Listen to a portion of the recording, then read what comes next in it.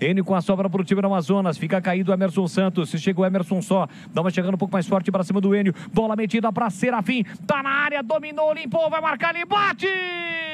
Gol!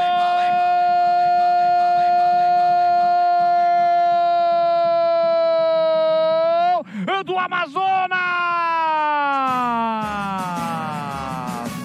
Matheus Serafim tem a 11 estampada na camisa.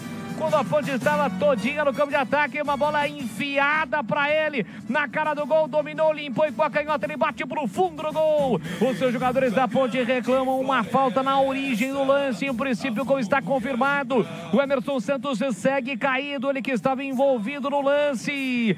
O árbitro está neste momento confirmando o gol do Amazonas, Matheus Serafim. 2 minutos e meio de bola rolando, o segundo tempo está registrado.